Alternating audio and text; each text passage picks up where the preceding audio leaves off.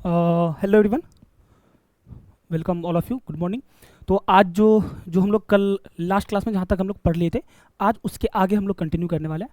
कल हुआ क्या था कि लास्ट के 10 मिनट में ना अचानक से माइक ऑफ हो गया था, ठीक है, बैटरी लो हो गया था माइक का, मैंने ध्यान नहीं दिया। तो लास्ट के 10 मिनट में हम लोग कुछ खास पढ़े नहीं थे, ठीक है, थोड़ा बहुत टॉपिक्स बचा हुआ था, लाइक 2 टॉपिक्स था उसमें, छोटा छोटा टॉपिक था, और लास्ट में ज़्यादातर तो हम लोग क्वेश्चन से किए थे, ठीक है। तो जो जिस टॉपिक में वॉल्यूम नहीं था उसको हम लोग पहले पढ़ लेते हैं, ठीक है, और जो प्रीवियस क्लास का जो क्वेश्चन था उसको हम लोग लास्ट में ले लेंगे, ठीक है भाई। तो चलो स्टार्ट करते हैं बिना टाइम वेस्ट किए, ठीक है। देखो, तो लास्ट क्लास में क्या छूट गया था, है ना, तो एक बार सीक्वेंस से मिलाते हैं ना, तब थोड़ा सा अच्छे से समझ में आएगा, ठीक है। सबसे पहले हम लोग क्या पढ़े थे कि अगर हम बात करें एपिथेलियल टिश्यू की, है ना, वो 2 तरह का होता है, simple epithelium tissue, compound epithelium tissue, ठीक है। सिंपल के बारे में हम लोग पढ़े थे कि सिंगल लेयर होता है ना, उसमें साफ डी तक काम था, एफ हट गया था, सॉरी पी हट गया था, पी प्रोटेक्शन जो है कंपाउंड में चला गया था। साफ डीपी में से पी हटा के डी तक, मतलब साफ मतलब एस से secretion, A for absorption, F for filtration, D for diffusion, ये तक था, प्रोटेक्शन उसमें चला गया था, ठीक है। उसके बाद हम लोग पढ़े थे कि सिंपल स्क्वैमस एपिथेलियम टिश्यू को हम लोग 2 और नाम से जानते हैं, पेवमेंट एंड टेसिलेटेड। पेवमेंट का मतलब होता है क्योंकि फ्लैट जैसे टाइल नहीं होता, टाइल जो बिछा होता है टाइल्स पे, तो टाइल्स लाइक स्ट्रक्चर होता है उसका, इसलिए हम उसको क्या बोलते हैं, पेवमेंट बोलते हैं। टेसिलेटेड हम इस लोग इसलिए बोलते हैं क्योंकि वो क्या होता है, इरेगुलर मार्जिन होता है उसके अंदर, इसलिए हम उसको क्या बोलते हैं, टेसिलेटेड बोलते हैं, ठीक है सर। उसके बाद हम लोग क्या किए थे, सिंपल स्क्वैमस को, सॉरी सिंपल एपिथेलियम टिश्यू को हम लोग फर्दर क्लासीफाई किए थे, ठीक है। पहला सिंपल स्क्वैमस, सिंपल क्यूबोइडल और सिंपल कोलुमनार में। सिंपल स्क्वैमस हम लोग पढ़ चुके हैं, सिंपल क्यूबोइडल हम लोग पढ़ चुके हैं। नेक्स्ट टॉपिक जो हम लोग का था वो था simple columnar epithelium tissue. Simple columnar epithelium tissue के अंदर जो काम आया था वो आया था एसए, सिक्रेशन एंड एब्जॉर्प्शन, ठीक है। क्या आया था, कोलुमनार एपिथेलियल टिश्यू के अंदर आया था सिक्रेशन एंड एब्जॉर्प्शन, ठीक है। अब सिक्रेशन क्या होता है ये हम समझा देंगे, आज पढ़ा देंगे, ठीक है। जिसको नहीं पता कोई बात नहीं, वैसे जो 9th की बात है, जिसको नहीं पता उसको हम आज दोबारा बताएंगे सिक्रेशन क्या होता है। एब्जॉर्प्शन मतलब होता है फूड के अंदर से फूड को एब्जॉर्ब करना, राइट, ओके। क्या कहते हैं, कोलुमनार एपिथेलियम टिश्यू जो होता है ना, उसके अंदर एक स्पेशल सेल होता है जो बाकी दोनों के अंदर नहीं होता। उस सेल का नाम क्या है, गोबलेट सेल नाम है, ठीक है। वो करता क्या है, गोबलेट सेल जो है वो आपका म्यूकस रिलीज करेगा, ठीक है। दूसरी बात, आपको पता है कि कोई भी जो टिश्यू होता है वो कोशिकाओं के समूह, मतलब कि ग्रुप ऑफ सिमिलर सेल का होता है, ठीक है। तो अगर ग्रुप ऑफ सिमिलर सेल है तो सेल के अंदर न्यूक्लियस होता है, तो जाहिर सी बात है कि कोलुमनार एपिथेलियम टिश्यू के अंदर भी न्यूक्लियस पाया जाएगा, ठीक है। अब कोलुमनार एपिथेलियम टिश्यू के अंदर जो न्यूक्लियस होता है उसका शेप थोड़ा सा बाकी के कंपैरिजन में अलग होता है, ठीक है। कैसा होता है, तो ये ओवल शेप का होता है, जैसे अंडा नहीं होता, अंडे के शेप का होता है, ठीक है। और ये इलोंगेटेड होता है, आई बात समझ में, ये इलोंगेटेड होता है, और ये बेस पर होता है, मतलब नीचे की तरफ होता है। जैसे फॉर एग्जांपल मान लो ये सेल है, ठीक है, तो ये सेल है, तो सेल के निचले भाग में क्या होगा, आपका ओवल शेप का न्यूक्लियस प्रेजेंट होता है, किस टिश्यू के अंदर, कोलुमनार एपिथेलियम टिश्यू के अंदर, ओके सर। अब हम लोग क्या किए थे कि कोलुमनार एपिथेलियल टिश्यू को हम लोग फर्दर 4 पार्ट में क्लासीफाई किए थे, ठीक है sir. Normal columnar, brush border columnar, क्या था, काइनोसिलेटेड कोलुमनार और स्टीरियोसिलिएटेड कोलुमनार, ठीक है। अगर नॉर्मल कोलुमनार की हम लोग बात करते हैं तो नॉर्मल कोलुमनार के फ्री सरफेस पर कुछ भी नहीं होता। एग्जांपल क्या था उसका, gall bladder of, sorry glands of gut, ठीक है, ये था एग्जांपल। उसके बाद क्या था, brush border columnar epithelium tissue में क्या था, उसके फ्री सरफेस पर माइक्रोविलाई था, ठीक है। बाकी गोबलेट सेल और ओवल शेप का न्यूक्लियस इन चारों के अंदर होगा, ठीक है। तो उसके बारे में लोग चर्चा क्यों करें, जो डिफरेंट है वो पढ़ते हैं। बाकी एक याद करोगे बाकी सबका याद हो जाएगा कि गोबलेट सेल अगर कोलुमनार एपिथेलियल टिश्यू के अंदर होता है तो इसका मतलब क्या हुआ कि गोबलेट सेल जो है वो कोलुमनार एपिथेलियल टिश्यू के जितने भी टाइप्स है सबके अंदर होगा, जाहिर सी बात है, ठीक है। Brush border columnar epithelial tissue क्या होता है, ध्यान सुनो, इसके फ्री सरफेस पर माइक्रोविलाई होता है, ठीक है। अब हम लोग काम पढ़े थे माइक्रोविलाई के लास्ट क्लास में कि माइक्रोविलाई जो है वो कहीं ना कहीं एब्जॉर्प्शन के अंदर हेल्प करता है, ठीक है। किसके अंदर हेल्प करेगा, एब्जॉर्प्शन के अंदर। तो यहाँ पर brush border columnar epithelial tissue कहाँ पर होगा, जहाँ पर एब्जॉर्प्शन होगा। जैसे फॉर एग्जांपल स्मॉल इंटेस्टाइन में एब्जॉर्प्शन होता है फूड का, तो वहाँ पर क्या होगा, कोलुमनार एपिथेलियम टिश्यू होगा, ठीक है सर। उसके बाद और कहां पर होगा, गोल ब्लैडर ऑफ लिवर के अंदर होगा, आई बात समझ में, ठीक है। उसके बाद हम लोग क्या पढ़ रहे हैं, काइनोसिलिएटेड कोलुमनार था एक, ठीक है। इस पे क्या होता है, इस सेल के फ्री सरफेस पर मोटाइल सिलिया प्रेजेंट होता है, क्या होता है भाई, मोटाइल सिलिया प्रेजेंट होता है, ओके सर। इसका एग्जांपल क्या था, अपर रिस्पिरेटरी ट्रैक, ठीक है, अपर रिस्पिरेटरी ट्रैक, ओके। और क्या था, फैलोपियन ट्यूब था, किसका एग्जांपल था, काइनोसिलिएटेड कोलुमनार का। ऐसा क्यों था, देखो फैलोपियन ट्यूब में क्या होता है कि ओवा को मूव करना होता है, ठीक है। तो इसलिए वहां पर क्या होता है कि काइनोसिलिएटेड कोलुमनार एपिथेलियल टिश्यू इसलिए होता है फैलोपियन ट्यूब में, ताकि वो ओवा को आगे पुश करके एम्पुला वाले पार्ट में लेके आए, क्योंकि फर्टिलाइजेशन जो होता है वो फैलोपियन ट्यूब के एम्पुला वाले पार्ट में ही होता है, ठीक है, वो हो गया। उसके बाद हम लोग क्या पढ़ते हैं, स्टीरियोसिलिएटेड कोलुमनार। ठीक है, इसमें क्या होता है, इसके फ्री सरफेस पर सिलिया तो होता है लेकिन वो नॉन मोटाइल सिलिया होता है। ठीक है, जैसे एग्जांपल में इपीडिडामिस, वासा डिफरेंशिया, है ना, इंटरनल ईयर, ये 3 एग्जांपल लिखे थे हम लोग। तो ये था जो हम लोग के लास्ट क्लास में जिसमें वॉल्यूम नहीं था। ठीक है, देख लो इसको, यहाँ पर हम हालांकि पीडीएफ भी लेके आए थे। देखो, नॉर्मल कोलुमनार में कुछ भी नहीं है फ्री सरफेस पर, एग्जांपल उसका क्या, glands of gut. Brush border columnar में क्या था, फ्री सरफेस पर मैक्रोविलाई है। देख लो यहाँ पर क्या है, फ्री सरफेस पर मैक्रोविलाई है। ये तुम्हारा गॉबलेट सेल, ओवल शेप का न्यूक्लियस। ठीक है, एग्जांपल क्या था, स्मॉल इंटेस्टाइन, किसके लिए, फॉर एब्जॉर्प्शन ऑफ फूड। ठीक है सर, और क्या था, गोल ब्लाडर ऑफ लिवर। तीसरा क्या था, काइनोसिलिएटेड कोलुमनार। इसमें क्या था कि इसके फ्री सरफेस पर मोटाइल सिलिया है, देखो, है ना। एग्जांपल अपर रेस्पिरेटरी ट्रैक और फैलोपियन ट्यूब। क्या था, फैलोपियन ट्यूब। ठीक है सर, स्टीरियोसिलिएटेड कोलुमनार में क्या है कि यहाँ पर नॉन मोटाइल सिलिया है। ठीक है, एग्जांपल इपीडिडामिस, वासा डिफरेंशिया और इंटरनल ईयर। आई बात समझ में। ये जो है ये हम लोग का लास्ट क्लास में जो जहाँ पर वॉल्यूम नहीं था, ये वो वाला पार्ट है। ठीक है, एंड इसके अलावा क्वेश्चंस में नहीं था, तो क्वेश्चंस हम इस क्लास के एंड में लेंगे, लास्ट में। ठीक है भाई, तो चलो स्टार्ट करते हैं आगे। आज का जो टॉपिक है वो है आपका ग्लैंडुलर एपिथेलियल टिश्यू। क्या है, ग्लैंडुलर एपिथेलियम टिश्यू। देखो एनसीईआरटी लिखती है कि ग्लैंडुलर एपिथेलियम टिश्यू जो है वो एक तरीके का सिंपल एपिथेलियम टिश्यू है। ठीक है, अब हम लोग क्या पढ़े थे, एपिथेलियल टिश्यू 2 तरह का होता है, सिंपल और कंपाउंड। सिंपल में कितना लेयर होता है, सिंगल लेयर, और कंपाउंड में मोर देन 1 लेयर। अगर ग्लैंडुलर एपिथेलियम टिश्यू जो है वो अगर आपका सिंपल एपिथेलियम है, इसका ये मतलब हुआ कि उसके अंदर सेल का कितना लेयर होगा, मुझे बताओ सर। सिंगल लेयर होगा सेल का। ठीक है, और इसमें जो ग्लैंडुलर एपिथेलियम जो होता है ना, ठीक है, वो जनरली क्या होता है, क्यूबोइडल या फिर कोलुमनार का ही होता है ना। मतलब ध्यान सुनो अच्छे से, मतलब यहाँ पर ये है कि देखो ये क्या लिखा हुआ है, इट इज सिंपल एपिथेलियम, है ना, ये सिंगल लेयर होता है सेल का, ऑब्वियस सी बात है। और सेल्स आर जनरली कैसा होता है, क्यूबोइडल होता है या फिर कोलुमनार होता है। याद रखिएगा, ये इंपॉर्टेंट लाइन है। ठीक है, कि सेल्स जो होता है ग्लैंडुलर, आपसे सिंपल सवाल पे पूछ देगा कि ग्लैंडुलर एपिथेलियम टिश्यू के अंदर जनरली सेल कैसा होता है, तो याद रखिएगा सिंपल क्यूबोइडल या फिर सिंपल कोलुमनार होता है। ओके सर, अगर हम बात करें सेल्स ऑफ दिस एपिथेलियम, इस एपिथेलियम का सेल करता क्या है, तो मेनली ये क्या करता है, सिंथेसिस या फिर सिक्रेशन करता है। सर ये क्या होता है सिंथेसिस और सिक्रेशन, ध्यान से सुनो। अगर आपसे कोई पूछे ग्लैंडुलर एपिथेलियम टिश्यू का मेनली क्या काम होता है, तो सिंथेसिस होता है और सिक्रेशन होता है। अब सबसे बड़ा सवाल, कुछ लोगों को तो ये भी नहीं पता होगा, है ना, कि सिक्रेशन और ये क्या होता है। देखो जैसे फॉर एग्जांपल मान लो ये एक सेल है, ठीक है, मान लीजिए ये एक सेल है,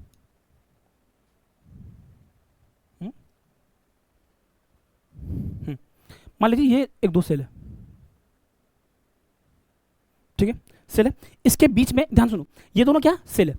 अब टिश्यू मान लो इसको, ठीक है, इसके बीच में ये मान लो तुम्हारा क्या न्यूक्लियस है, ये क्या न्यूक्लियस, ठीक है, मान लीजिए न्यूक्लियस, ठीक है, कोई दिक्कत यहाँ पर बोलो, क्या ये मान लिया जाए ये आपका न्यूक्लियस है।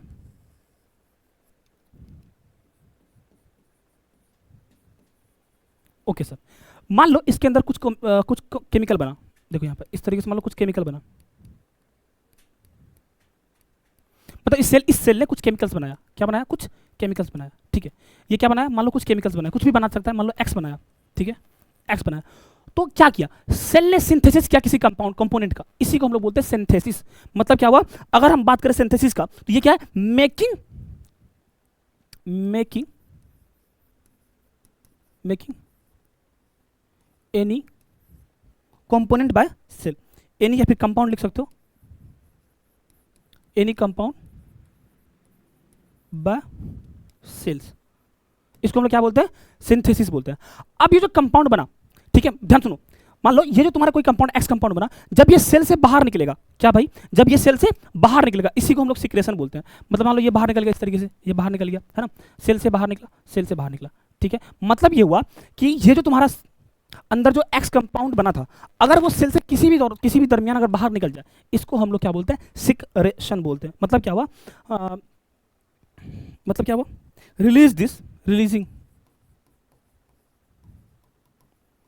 Releasing this X compound outside the cell, ठीक है, कंपाउंड आउटसाइड द सेल, इसको हम लोग क्या बोलते हैं, सिक्रेशन बोलते हैं। बता, इतना बेसिक से कोई बताएगा, ये सब 9th-10th की बात है। मतलब क्या हुआ, सेल ने मान लो कोई कंपाउंड बनाया, ठीक है, उसको हम लोग क्या बोलते हैं, सिंथेसिस बोलते हैं। और उसी कंपाउंड से अगर मान लो सेल से बाहर निकल गया, इसको हम लोग क्या बोलते हैं, सिक्रीशन बोलते हैं। तो अभी तक हम लोग क्या पढ़े कि ग्लैंडुलर इपीथीलियम टिश्यू क्या होता है ना, ये एक सिंपल इपीथेलियल टिश्यू है, सिंगल लेयर्स होता है सेल का यहाँ पर, जनरली इसमें क्यूबोइडल या फिर कोलुमनार होता है। इस एपिथेलियम का जो सेल्स होता है ना, वो मेनली क्या करता है, सिंथेसिस या फिर सिक्रेशन करता है। सिंथेसिस क्या होता है, मान लो किसी सेल ने कोई एक्स कंपाउंड बनाया, उसी को हम लोग क्या बोलते हैं, सिंथेसिस बोलते हैं। और वो जो एक्स कंपाउंड है, जब वो सेल से बाहर निकलेगा, रिलीज होगा बाहर, उसको हम लोग क्या बोलते हैं, सिक्रेशन बोलते हैं। नोट करो यहां तक।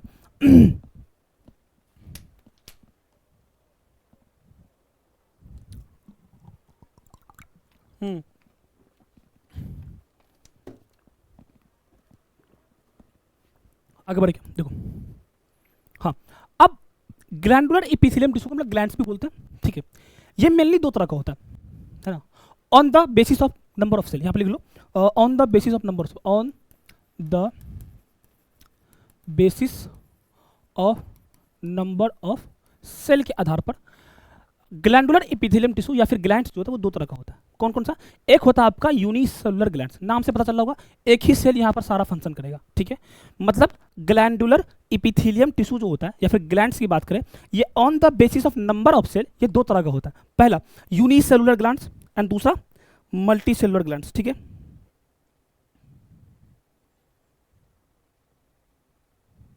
मतलब पहली बात तो यहाँ पे लिख लो, क्या लिखोगे तुम, contain only one cell, contain only one cell.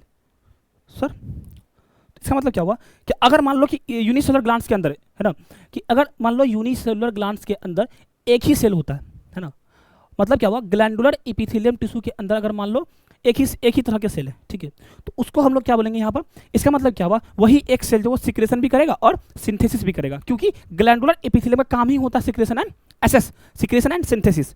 तो जाहिर सी बात अगर एक ही सेल है, मान लो फॉर एग्जांपल एक बैचलर आदमी है जो अपने घर में रहता है, ठीक है, तो जाहिर सी बात है वो अकेला अकेला रहता तो सारा काम तो उसी को करना पड़ेगा, किचन का भी काम उसी को करना पड़ेगा, कपड़ा भी उसी को धोना पड़ेगा, खाना भी उसी को बनाना पड़ेगा, सारे काम जो घर के हैं वो उसको अकेले ही करना पड़ेगा। लेकिन अगर मान लो वहीं एक घर में कई सारे मेंबर है तो सब अलग अलग मिलकर करेंगे, है ना, बात समझ आ रही है। इसीलिए हम लोग बोलते हैं कि यूनिसेलुलर ग्लैंड्स कुछ नहीं, बस बैचलर आदमी है ना, जो खाना भी खुद बनाएगा, किचन भी खुद साफ करेगा, है ना, कपड़ा भी खुद धोएगा, बस सारा काम खुद ही करेगा। मतलब क्या हुआ, यहाँ पर जो है अगर घर के अंदर जितना भी काम है वो सारा एक ही आदमी करेगा। मतलब ये हुआ कि अगर यूनिसेलुलर ग्लैंड्स के अंदर एक ही आदमी है तो घर के अंदर जितना भी काम है वो एक ही आदमी करेगा। और घर के अंदर कौन कौन काम है, घर के अंदर आपका काम है तुम्हारा, इसका मतलब क्या हुआ, it means all, oh sorry एक second, it means single cell, ओहो, परफॉर्मिंग बोथ, क्या क्या काम है घर में बताओ, secretion and absorption, secretion and synthesis. तो पहले सिंथेसिस लिखो, सिंथेसिस एंड सिक्रेशन, बात समझ आ रही है। मतलब क्या हुआ कि अगर मान लो घर में एक ही सदस्य भाई, अगर घर में एक ही सदस्य, इसका मतलब ये हुआ कि घर के सारे काम कौन करेगा, एक ही सेल करेगा, इसलिए हम इसको क्या बोलते हैं, यूनिसेलुलर ग्लैंड्स बोलते हैं। तो यूनिसेलुलर ग्लैंड्स मान लो एक बैचलर आदमी है और एक घर में रहता है, ठीक है, उस घर में दो तरह के काम है, सिंथेसिस एंड सिक्रेशन, ठीक है। तो जाहिर सी बात है करना तो दोनों काम उसको खुद ही पड़ेगा। इसका मतलब क्या हुआ कि in unicellular glands there are single cell performing both synthesis and secretion. आई बात समझ में दोस्त, बोलो, बात समझ आई। जैसे एग्जाम्पल में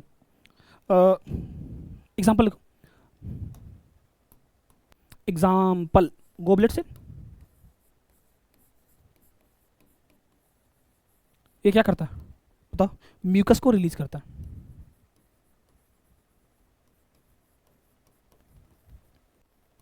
गोबलेट से पता क्या, ये है गोबलेट सेल, गोबलेट सेल, ठीक है। तो गोबलेट सेल हो गया, एक सेल और होता है पिन्नेट सेल, नाम सुने हो, पिन्नेट सेल। ये एंटी बैक्टीरियल लाइसोजाइम रिलीज करता है, क्या करता है ये, एंटी बैक्टीरियल लाइसोजाइम रिलीज करता है ना। मतलब क्या हुआ, मेरी बात ध्यान सुना, गोबलेट सेल जो है वो म्यूकस बनाएगा भी, मतलब सिंथेसिस भी करेगा और रिलीज भी करेगा, है कि नहीं, क्योंकि म्यूकस ये गॉबलेट सेल्स क्या है, यूनिसेलुलर ग्लैंड्स है, ठीक है सर। पेनिस सेल क्या है, ये भी यूनिसेलुलर ग्लैंड है, मतलब क्या हुआ, ये एंटी बैक्टीरियल लाइसोजाइम बनाएगा भी और रिलीज भी करेगा। बात समझ आई बात समझ में, आगे बढ़े क्या। तो अब तुमको जाहिर सी बात है कि मल्टीसेलुलर ग्लैंड तो समझ में आ ही गया होगा कि यहाँ पर कई सारे मेंबर, मतलब ये शादीशुदा आदमी है ना, कि घर के काम, जैसे मान लो फॉर एग्जाम्पल कैसे मान लो एक फैमिली है जिसके अंदर उनकी माँ भी है और बेटी भी है, ठीक है, तो माँ कुछ काम करेगी, बेटी कुछ काम करेगा, और लाइक उनके पापा कुछ और काम करेंगे, इस तरीके से काम बटा हुआ होता है ना। तो मल्टीसेलुलर में क्या होगा कि पहली बात तो यहाँ पे क्या होगा, मोर देन वन सेल। सबसे पहला बात यहाँ पे क्या लिखोगे भाई कि मोर देन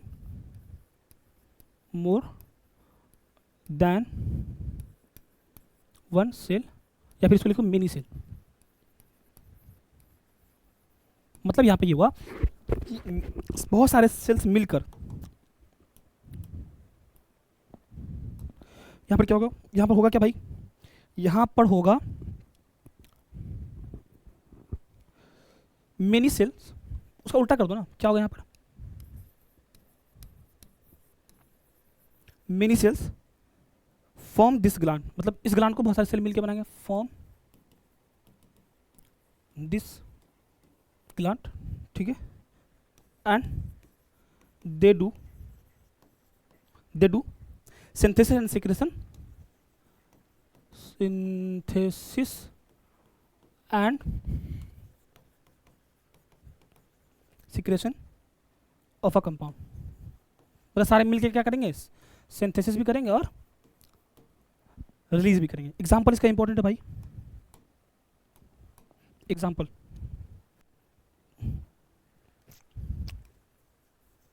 अच्छा एक चीज लिखे, देखो मैं समझो, एक्सेप्ट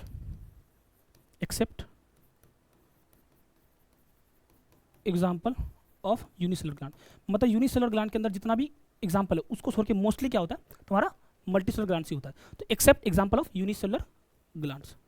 अब कुछ एग्जाम्पल हम लोग लिख भी लेते हैं, जैसे फॉर एग्जाम्पल पहला एग्जाम्पल मान लो तुम्हारा स्वेट ग्लैंड होगा जो पसीना रिलीज करता है, स्वेट ग्लैंड होगा, ठीक है, और क्या हो सकता है, सेलेवरी ग्लैंड,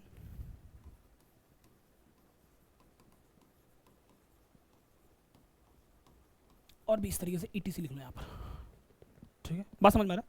मतलब यहाँ पर ये बात है कि ये बैचलर आदमी नहीं है, शादीशुदा आदमी, तो शादीशुदा आदमी इसका मतलब क्या हुआ कि यहाँ पे एक से ज़्यादा लोग रहते होंगे, है ना, तो वो सारे मिलके काम करेंगे, है ना, ठीक है, आरी बात समझ में भैया, देख लो।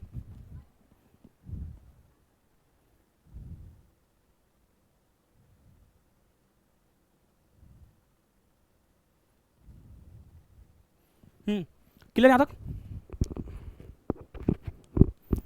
बोले समझ में आया। नेक्स्ट, अब देखो ग्लैंडुलर एपिथेलियम टिश्यू जो है डक्ट के प्रेजेंस और एब्सेंस से, मतलब मान लो कि ग्लैंडुलर ग्लैंड है ना, तो उसके अंदर डक्ट होगा कि नहीं होगा, या फिर दोनों होगा, हो भी सकता नहीं हो सकता। तो इसके आधार पर ग्लैंडुलर एपिथेलियम टिश्यू को 3 पार्ट में क्लासिफाई किया गया। सबसे पहला एंडोक्राइन ग्लैंड, दूसरा एक्सोक्राइन ग्लैंड, तीसरा हेट्रोक्राइन ग्लैंड, ठीक है। अब एक एक करके पढ़ेंगे लोग। एंडोक्राइन ग्लैंड क्या होता है भाई साहब, एंडोक्राइन ग्लैंड क्या होता है, देखो इसमें होता क्या एक्चुअली, मतलब यहाँ ध्यान सुनना। सबसे पहली बात, इसके अंदर duct is absent, duct are absent, मतलब इसमें डक्ट होता ही नहीं है। एंडो मतलब एब्सेंट मान लो एक तरीके से, ठीक है, तो यहाँ पर डक्ट नहीं होता, ठीक है। मैं तुम्हें एक एग्जांपल लेता हूँ, मेरी बात ध्यान सुनो, जो जिसको जो गाँव में रहे उसको तो बहुत अच्छे बहुत फायदा होगा। देखो मान लो तेरे पास बहुत सारा ज़मीन है, ठीक है, 2 केस है, पहला केस लेके समझाता, देखो देखो मान लो ये तेरा ज़मीन है और ये क्या है, खेत है, क्या ये खेत है, 2 केस है, ये तुम्हारा क्या खेत, खेत समझते हो ना भाई, लैंड है ना, ठीक है। चलो अब मैं बोल रहा हूँ कि पहला केस समझो कि मुझे इन सब में पानी पटाना है, क्या करना है, इन सब में पानी पटाना है, ठीक है। अगर मुझे इन सब में पानी पटाना है, ठीक है, तो हम एक काम करते हैं ना, मान लो ये पाइप लेके आए पानी का, ठीक है, और यहाँ पर डाल दिए, ये क्या वाटर पाइप, यहाँ पे डाल दिए। ओके, अब यहाँ पर ना हम क्या किए, यहाँ पर ना लाइक नहीं होता, जैसे मान लो कि जो बाउंड्री है ना, बाउंड्री दो खेत के बीच का, उसमें हल्का कट मार दिए, है ना, ऐसा कट मारे, देखो कैसा, देखो कैसा कट मारे, ऐसा कट मार दिए, यहाँ कट मार दिए, यहाँ कट मार दिए और यहाँ कट मार दिए। अब क्या होगा कि अगर ये पानी,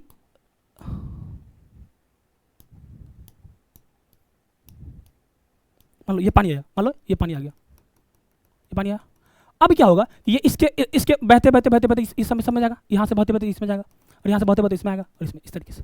मतलब क्या हुआ, एक्चुअली होता क्या है कि खेत में अगर तुमको सारे खेत में पानी पटाना है, तो तुम एक खेत में पानी डाल दो और सबको उसका बाउंड्री को कट मार दो, ठीक है, तो सब में पानी चला जाएगा। इसका मतलब क्या हुआ, हम यहाँ पे क्या कर रहे हैं कि एक जगह पर उछल रहे हैं और वहाँ से उसके फ्लो के साथ बहता बहता निकल रहा है, इसको बोलते हैं एंडोक्राइन ग्लैंड। नहीं समझ में, समझाते हैं, ये क्या तुम्हारा एंडोक्राइन। अब कैसे, इसका मतलब ये हुआ एंडोक्राइन ग्लैंड में वो होता है कि एक फ्लूइड में हम लोग सारा चीज रिलीज कर देंगे, वहां से बहते बहते पूरे बॉडी में चला जाएगा। पहला केस ये होगा, इसको हम लोग बोलेंगे एंडोक्राइन ग्लैंड, एंडोक्राइन ग्लैंड्स बोलेंगे। ओके सर, समझ आ गया। अब दूसरा कंडीशन क्या है, ये मान लो ये एक्स खेत है, ये वाई खेत है, ये ए है, ये बी है, ठीक है, मुझे सिर्फ बी वाले खेत में पानी पटाना है। मैं नहीं चाहता कि वाई, ए और एक्स में जाए, फसल खराब हो जाएगा, फसल खराब हो जाएगा, मुझे बस बी वाले में पानी पटाना। तो हमको क्या करना पड़ेगा, सीधा पाइप वहां तक लेके जाना पड़ेगा, है कि नहीं भाई, सीधा पाइप वहां पर लेके जाना पड़ेगा, ठीक है। इसको हम लोग क्या बोलते हैं, एक्सोक्राइन ग्लैंड। मतलब क्या हुआ, स्पेसिफिक ऑर्गन पर जो सिक्रेशन होता है उसको हम लोग क्या बोलते हैं, एक्सोक्राइन ग्लैंड बोलते हैं। मतलब ये तुम्हारा क्या हो गया, एक्सोक्राइन ग्लैंड हो गया, एक्सोक्राइन ग्लैंड हो गया, बात खत्म। यही पर है कि अगर हमको इस खेत मतलब अगर हमको पूरे खेत में पानी पटाना है तो एक खेत में डाल देंगे और बाकी उसका जो बाउंड्री उसको कट मार देंगे, तो सारा पूरा खेत में चला जाएगा। इसको बोलेंगे एक्सोक्राइन ग्लैंड। अब समझ में तुरंत एकदम क्लियर हो जाएगा, क्रिस्टल क्लियर हो जाएगा। तो मेरी बात ध्यान से सुनो। अब अगर मुझे सिर्फ एक ही खेत में पानी पटाना है तो हमको सीधा पाइप लेके जाना पड़ेगा, इसको हम लोग क्या बोलेंगे, एक्सोक्राइन ग्लैंड। ये तुम्हारा क्या, वाटर पाइप है। अब देखो यहाँ पर क्या होगा, पहली बात, अब मुझे बताओ कि हाँ, एंडोक्राइन ग्लैंड्स में सबसे पहली बात तो डक्ट आर एब्सेंट, और इसमें क्या होगा, उल्टा कर दो उसका, duct are present, ducts are present. Okay sir, अब ध्यान से सुनो, होता क्या, माजरा क्या, देखो सबसे पहली बात, इसमें होगा क्या, release and secretion in body fluid, release and secretion in body fluid, ठीक है सर, नहीं समझ में। अब देखो, जैसे मान लो, ध्यान सुनो, अच्छे समझो। अच्छा, बॉडी फ्लूइड क्या, ब्लड है ना। मान लो ये कोई चीज़ है जिसको, जहाँ पर हमको ब्लड, मतलब कोई किसी भी चीज़ को पहुँचाना है, ये कोई चीज़ है जिसको, जहाँ पर हमको जो चीज़ हम सीक्रेट करने वाले, मान लो पानी सीक्रेट करने वाले हैं, ठीक है, तो पानी को मान लो हमको इस ऑब्जेक्ट तक पहुँचाना है, इसका नाम मान लो एक्स है। ओके सर, ठीक है, ओके। अब एक चीज़ समझो ध्यान से, ये देखो,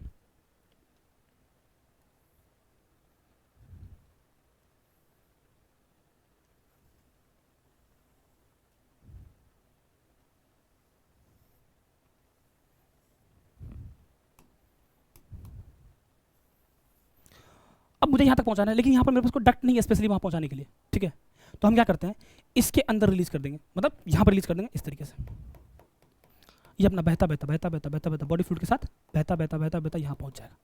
इसी को हम लोग क्या बोलते हैं, एंडोक्राइन ग्लैंड बोलते हैं। मतलब क्या हुआ, एंडोक्राइन ग्लैंड के क्या होता है कि किसी भी एक्स ऑब्जेक्ट पर जिस चीज़ को हम लोग सीक्रेट करने वाले हैं वहाँ तक पहुँचाने के लिए एक स्पेशल डक्ट नहीं होता, हम लोग बॉडी फ्लूइड के अंदर ही मिला देते हैं फ्लूइड को, और वो बहता बहता पहुँच जाता है।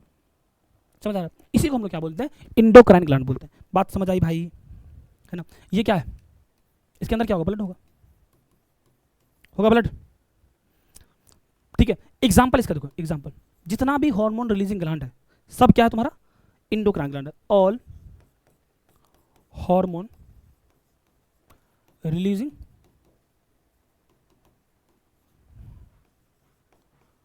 Glands are endocrine. बात समझ आई। बस वही खेत वाला कहानी है कि ये पहला केस है, पहला केस क्या कि यहाँ पर बॉडी फ्लूइड में हम लोग क्या किए, सिक्रेशन को डाल दिए, अब वो बहता बहता अपना पहुंच जाएगा। एक्सोक्राइन ग्लैंड में ऐसा नहीं होता, वहाँ एक स्पेशल डक्ट होता वहाँ तक के लिए, है ना। कैसे, मैं समझाता हूँ, देखो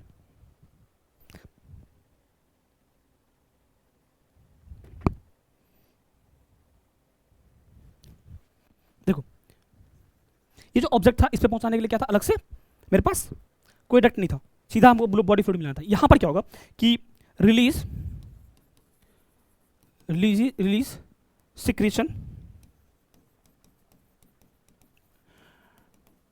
डायरेक्ट इन एक्स, या फिर टारगेट बोल लो, एक्स और टारगेट, बाय क्या, या फिर थ्रू डक्ट, बात समझ आई? मतलब ये वो वाला बात होगी। मेरी बात सुनो, जैसे मान लो ये कोई ऑब्जेक्ट, ध्यान सुनो अच्छे से, ये कोई ऑब्जेक्ट है, यहां पर हमको किसी चीज को रिलीज करना है, ठीक है? या फिर ऐसे समझो ना, जैसे मान लो कि कोई भी जो न्यू बॉर्न बेबी होता है वो मदर का मिल्क सक करता है, तो वो सीधा सीधा मतलब कि उसके लिए क्या है, मिल्क ग्लैंड है ना, डायरेक्ट वहां से मतलब ये करता है। तो जैसे मिल्क ग्लैंड क्या हो गया, ये तुम्हारा एक्सोक्राइन ग्लैंड हो गया, क्योंकि वहां पर उसके लिए डायरेक्ट डक्ट है ना, समझ आई बात? तो ये वही चीज़ है, ठीक है? अब देखो समझो ध्यान से, मतलब क्या हुआ, जैसे मान लो ये देखो, जैसे मान लो ये ऐसा है, ओ ज़्यादा दूर हो गया क्या,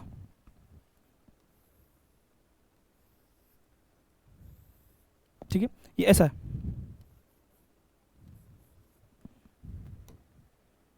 अब मान लो ये इसमें फ्लूइड है, ये कुछ इसको वहां पहुंचाना है, तो इसके लिए एक अलग से एक स्पेशल डक्ट है वहां तक पहुंचाने के लिए, सीधा डक्ट पे हम लोग जाएंगे और यहां तक पहुंच जाएगा। इसको हम लोग क्या बोलते हैं, एक्सोक्राइन ग्लैंड बोलते हैं, ठीक है? एग्जांपल में मिल्क रिलीजिंग ग्लैंड,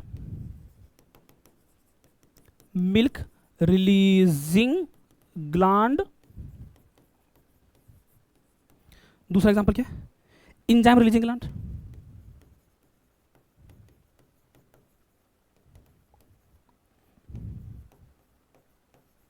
और एग्जांपल है तीसरा म्यूकस, ओहो यहाँ तो स्पेस ही नहीं है, एक काम करो छोटा कर लेते थोड़ा सा, नहीं मामला गड़बड़ा जाएगा। कहाँ लिख दूँ, क्या था ना, म्यूकस, अच्छा यहाँ लिख देते, ठीक है? ये पहला एग्जांपल है, ये दूसरा एग्जांपल है, और तीसरा एग्जांपल यहाँ पर अपने कॉपी में वही लिखना, ठीक है? Mucus releasing gland, mucus and saliva releasing gland,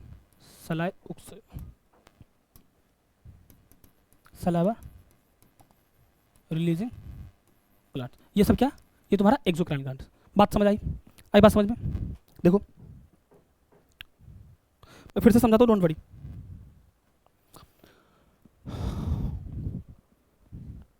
देखो एंडोक्राइन ग्लैंड मतलब क्या होता है, यहाँ पर डक्ट एब्सेंट होता है, एक्सोक्राइन ग्लैंड में डक्ट प्रेजेंट होता है, ठीक है? एंडोक्राइन ग्लैंड क्या होता है कि यहाँ पर जो सिक्रेशन होता है ना, वो हमको बॉडी फ्लूइड के अंदर करना पड़ता है, जो बहते बहते वहां तक टारगेट पर पहुंचता है, ठीक है? जैसे एग्जांपल में जितना भी हार्मोन रिलीजिंग ग्लैंड है वो सब इसी में आता है। एक्सोक्राइन ग्लैंड क्या होता है, जिसके लिए एक स्पेशल डक्ट हो ऑब्जेक्ट तक पहुंचाने के लिए, ठीक है? Example milk releasing gland, mucus releasing gland, saliva releasing gland, ये सब होगा, ठीक है? आई बात समझ में? या फिर एंजाइम रिलीजिंग ग्लैंड भी हो सकता है, ठीक है? नेक्स्ट देखो, अगला क्या है, हेटेरोक्राइन ग्लैंड। अगला क्या है, हेटेरो, एक सेकेंड किधर गया, नहीं दिया, एक सेकंड यहाँ पे लिख लो, एक और होता है, देखो तीसरा क्या,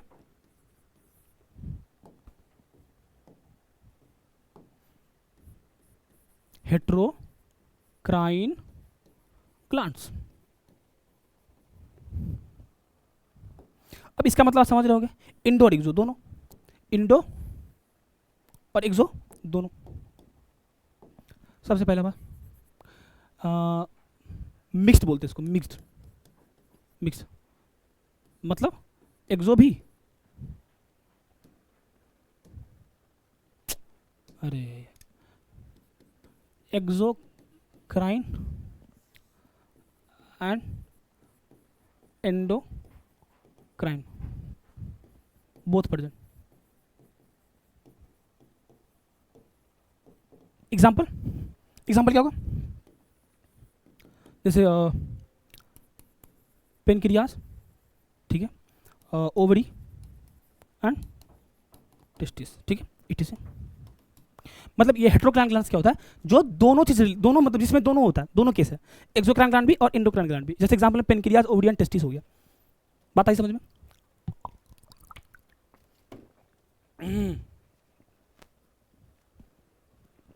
आगे बढ़े, नेक्स्ट क्या, हाँ अब 3 बेसिस पर होता है, ठीक है? अब नेक्स्ट क्या है, अच्छा मेरी बात सुनो, ये अब कुछ लोगों को ना थोड़ा बहुत कन्फ्यूजन, सर ये सब क्या है, मेरी बात सुनो। जैसे मान लो मैं बोल रहा हूँ कि मेरे क्लास में 100 बच्चे बैठे हैं, ठीक है? और मुझे उसको क्लासीफाई करना है, तो क्लासिफिकेशन का बेसिस बहुत सारा हो सकता है। जैसे मान लो हम बोले कि गर्ल्स एंड बॉयज़ को क्लासीफाई करो, तो उसका अलग बेसिस होगा, है कि नहीं? मैं बोल रहा हूँ कि रिलीजन के बेसिस पर क्लासीफाई करो, उसका अलग होगा। रिलीजन मैं मानता नहीं, लिटरली मैं बस ऐसे समझाने के लिए बोलो, ठीक है? मान लो किसी और चीज़, जैसे मान लो कि मैं बोल रहा हूँ कि लड़कियों की चोटी के हिसाब से उसको क्लासीफाई करो, ठीक है? तो बहुत सारे केस हो सकता है, आरी बात समझे? तो कहने का मतलब ये है कि कई सारा बेसिस हो सकता है क्लासिफिकेशन का, राइट? ग्लैंडुलर एपिथेलियम टिश्यू जो है उसका एक और बेसिस होता है क्लासिफिकेशन का। सर कैसा? हाँ, on the basis of mode of secretion, ठीक है? क्या होगा? On the basis of mode of secretion, इसके आधार पर भी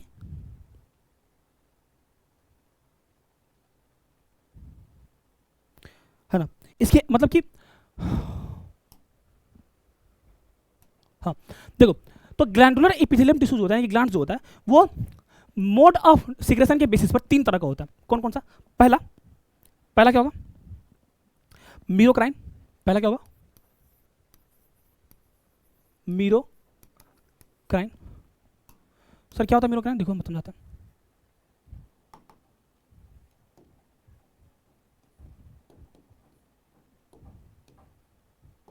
ठीक है, देखो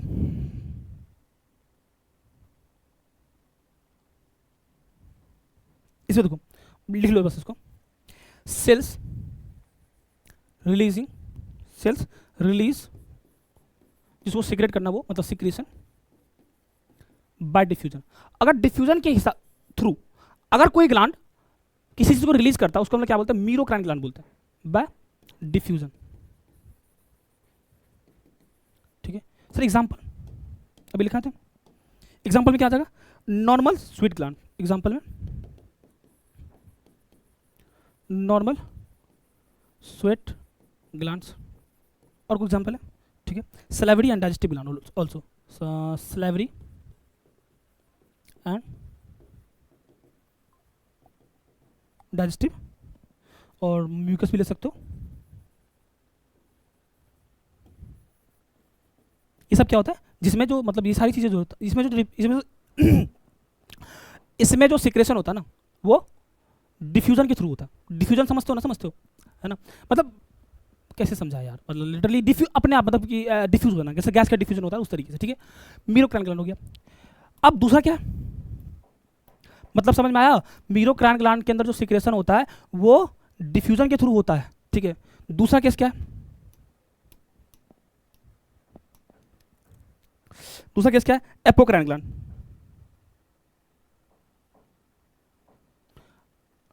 एपोक्राइन ग्लैंड दूसरा।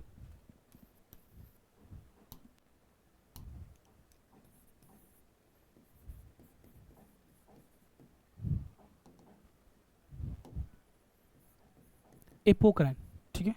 ये क्या होता है? समझो, समझाते हैं। एपोक्राइन में क्या होता है?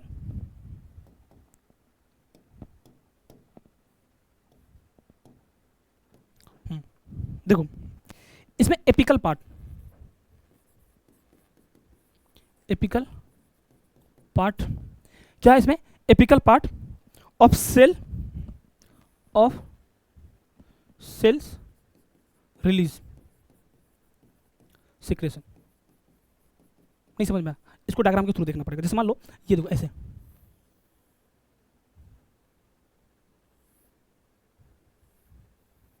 ऐसा। अब मान लो अंदर यहां पर इस तरीके से बहुत सारा सेल है,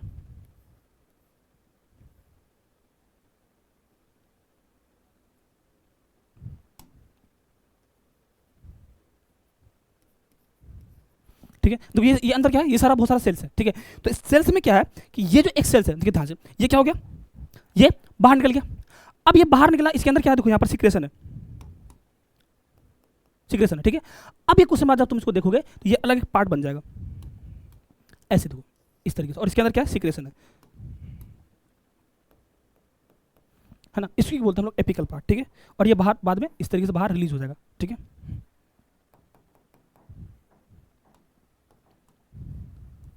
ठीक है ना? जैसे एग्जांपल इसका एग्जांपल इंपॉर्टेंट है।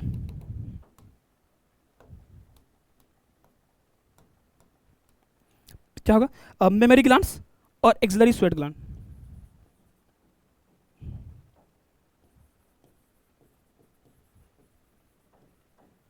glands and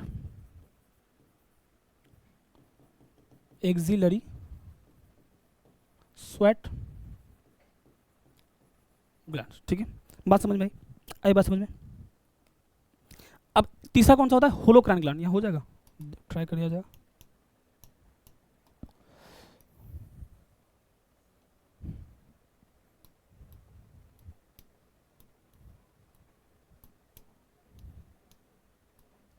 तीसरा क्या? Holocrine gland. तीसरा क्या? Holocrine glands.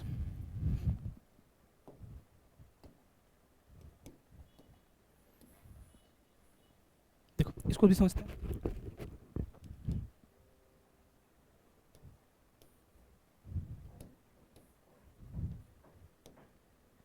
देखो होलोक्राइन का ग्लैंड मतलब क्या है? इंटायर सेल यहाँ पर रिलीज होता है। मतलब फॉर एग्जाम्पल पहले इसका डायग्राम देखो तो मेरी बात जैसे मान लो कि ये तुम्हारा होलोक्राइन ग्लैंड इस तरीके से, ठीक है, और इसमें ये कुछ सेल है इस तरीके से। देखो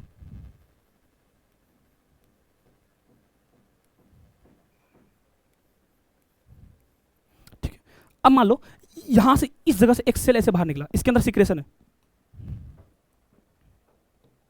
इसके अंदर क्या है? यहाँ पे मान लो इस तरीके से सिक्रेशन है, ठीक है। और कुछ समय बाद जब हम लोग देखते हैं इसको, ये सेल ही पूरा बाहर निकल जाता है ऐसे, है ना। इसके अंदर ये मान लो सिक्रेशन है, और कुछ समय बाद जब इस सेल के बाहर ऐसे निकल जाता है, कैसे? इस तरीके से। देखो ये तुम्हारा मान लो ऐसे निकल गया, ठीक है। तो ये मतलब क्या हुआ कि होलोक्राइन ग्लैंड में क्या होता है? पूरा का पूरा सेल ही रिलीज हो जाता है। मतलब कि इंटायर सेल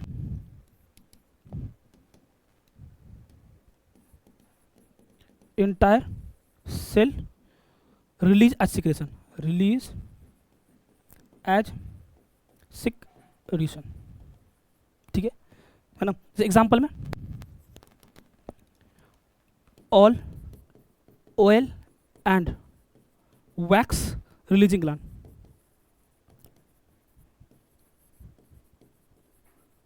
बात समझ में आई? मतलब सिक्रेशन के बेसिस पर, ध्यान सुनो, सिक्रेशन के बेसिस पर ग्लैंडुलर एपिथेलियम टिश्यू फर्दर 3 तरह का होता है। मीरोक्राइन ग्लैंड, एपोक्राइन ग्लैंड और होलोक्राइन ग्लैंड, ठीक है। मीरोक्राइन क्या होता है? इसमें जो सिक्रेशन होता है ना वो डिफ्यूजन के थ्रू होता है। एग्जांपल में normal sweat gland, slavery gland और म्यूकस रिलीजिंग ग्लैंड, ठीक है सर। दूसरा एपोक्राइन मतलब क्या होता है? जिसमें एपिकल पार्ट, मतलब जो जो ऐसे मेरी बात सुनो, सेल का वो पार्ट जो सिक्रेशन बनाता हो सिर्फ वही बाहर निकले एज ए सिक्रेशन, उसको हम लोग क्या बोलते हैं? एपोक्राइन ग्लैंड बोलते हैं। जैसे एग्जांपल में मेमरी ग्लैंड्स और axillary glands, axillary sweat gland, ठीक है। दूसरा होलोक्राइन ग्लैंड मतलब क्या होता है कि जो सेल सिक्रेशन बनाता है वो पूरा का पूरा सेल ही बाहर रिलीज हो जाए, है ना। Entire cell release as a secretion, उसको हम लोग क्या बोलेंगे? होलोक्राइन ग्लैंड बोलेंगे। एग्जांपल में जितना भी ऑयल या फिर वैक्स रिलीजिंग ग्लैंड है वो सारा किसके अंदर आएगा? होलोक्राइन ग्लैंड के अंदर ही आएगा। बात समझ आई?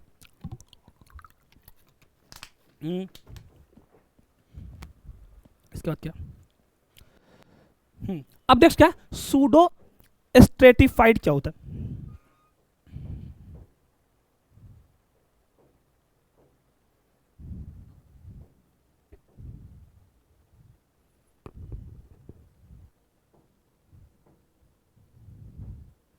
देखो स्ट्रेटिफाइड मतलब क्या होता है? मल्टी, ठीक है। पहली बात, अगर तुमसे कोई पूछे कि सूडो स्ट्रेटिफाइड का मतलब क्या है, ये पहली बात, ये मॉडिफिकेशन होता है। मॉडिफिकेशन होता है। किसका मॉडिफिकेशन होता है? तो कोलुमनार का modification of columnar epithelial tissue, columnar epithelial tissue. Example क्या होगा इसका? अपर रिस्पिरेटरी ट्रैक, रिस्पिरेटरी ट्रैक, ओ सॉरी ट्रैक, ठीक है। मतलब क्या? मेरी बात ध्यान सुनो, सूडो मतलब झूठा, ये लगेगा तो मल्टीसेलर लेकिन होता नहीं है, ये सिंगल लेयर ही होता है, याद रखना। जैसे फॉर एग्जांपल मान लो ऐसे समझो, जैसे एक्चुअली होता है सिंगल लेयर, याद रखना, सिंगल लेयर ही होता है लेकिन दिखता क्या? मल्टीसेलर जैसा, ठीक है। तो हालांकि ये आपके इतना डीप तो पूछता नहीं नीट, लेकिन फिर भी लिख लो, है ना, क्योंकि जूलॉजी में कभी कभार आउट ऑफ सिलेबस तो आता है ये सवाल, ठीक है। तो स्यूडो मतलब झूठा, स्ट्रेटिफाइड मतलब मल्टी। ये क्या होता है, मॉडिफिकेशन होता है कोलुमनार एपिथेलियल टिश्यू का। एग्जांपल इसका याद रखना कि अपर रिस्पिरेटरी ट्रैक्ट होता है, ठीक है, और ये इसमें दिखता मल्टी है लेकिन होता सिंगल लेयर है, इसलिए इसको बोलते हैं सूडो। सूडो मतलब झूठा। नेक्स्ट, अब क्या, कंपाउंड एपिथेलियल टिश्यू। मतलब क्या हुआ कि हम लोग सिंपल एपिथेलियल टिश्यू खत्म कर चुके हैं, ठीक है। अब जो नेक्स्ट टॉपिक है वो तुम्हारा क्या है, कंपाउंड एपिथेलियल टिश्यू तुम्हारा नेक्स्ट टॉपिक है।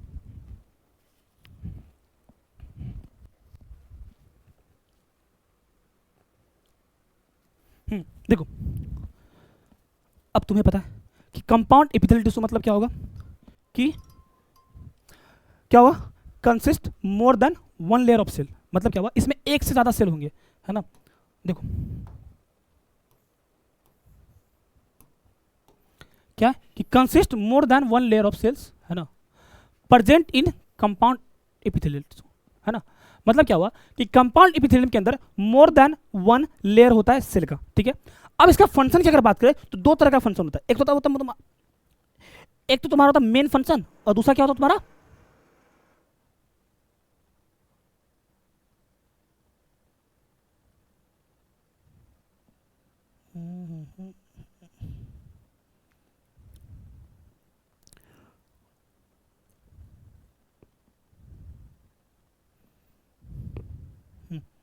चलो देखो, तो कंपाउंड एपिथेलियम में क्या होता है कि मोर देन वन लेयर होता है सेल का, ठीक है।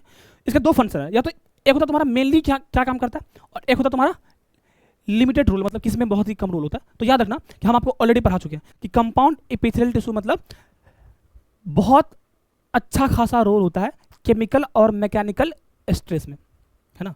मतलब ये प्रोटेक्शन करता है किसके अगेंस्ट, केमिकल और मैकेनिकल स्ट्रेस के अगेंस्ट, ठीक है। लिमिटेड रोल मतलब कि इसका बहुत कम अमाउंट में, ना के बराबर रोल होता है किसमें, सिक्रेशन एंड एब्जॉर्प्शन में। बात आई समझ में। मतलब क्या हुआ कि कंपाउंड एपिथेलियम टिश्यू जो है वो एक से ज्यादा सेल के लेयर से मिलकर बनता है, ठीक है। इसका एक मेन फंक्शन होता है, एक होता है इसका लिमिटेड रोल। तो मेन फंक्शन इसका क्या है कि ये केमिकल और मैकेनिकल स्ट्रेसेस से प्रोटेक्शन देगा, और लिमिटेड फंक्शन क्या है कि ना के बराबर मतलब हल्का फुल्का सिक्रेशन एंड एब्जॉर्प्शन में इसका रोल होता है, बस दैट्स इट। आगे देखो, हाँ, अब कंपाउंड एपिथेलियल टिश्यू जो दो तरह का होता है ना। एक होता है आपका ट्रांजिशन एपिथेलियम टिश्यू, और एक होता है आपका स्ट्रेटिफाइड, एक होता है आपका stratified epithelial tissue. Okay sir, ध्यान से अच्छे से समझिए भाई, है ना, ठीक है। देखो, अगर हम ट्रांजिशन एपिथेलियम टिश्यू की बात करें, इसको हम लोग स्ट्रेचेबल या फिर यूरियोथिलियम भी बोलते हैं, ठीक है। और अगर स्ट्रेटिफाइड एपिथेलियम टिश्यू की बात करें, इसको हम लोग नॉन स्ट्रेचेबल भी बोलते हैं। आई बात समझ में, ठीक है, समझ आई बात समझ में आई, ठीक है। देखो, और ये प्रेजेंट होता है कहाँ पर, यूरिनरी सिस्टम के अंदर प्रेजेंट होता है, ठीक है। कौन सा, ट्रांजिशन एपिथेलियम टिश्यू। और स्ट्रेटिफाइड कहाँ पर होता है, जैसे ड्राई सरफेस जहाँ पर होगा, है ना, ऑफ स्किन में तो ड्राई सरफेस होता है वहाँ पर प्रेजेंट होता है। बकल कैविटी में होता है, ठीक है, फेरिंग्स में होता है, और कोर्निया, कोर्निया समझते हो ना, आँख का पार्ट होता है, ठीक है। और क्या है, inner lining of pancreatic duct and salivary gland. मतलब ये हुआ कि कंपाउंड एपिथेलियल टिश्यू दो तरह का होता है, ट्रांजिशन एपिथेलियम टिश्यू और stratified epithelium tissue. Transition epithelium tissue को हम लोग स्ट्रेचेबल या फिर यूरियोथिलियम भी बोलते हैं। इसका एग्जांपल क्या है, कहाँ पर प्रेजेंट होता है ये, यूरिनरी सिस्टम। अच्छा, यूरिनरी सिस्टम समझते हो कहाँ पर, इसमें बहुत सारा सिस्टम होता है ना। जैसे मैं एक डायग्राम बना दूँ, देखो, मान लो ऐसा है,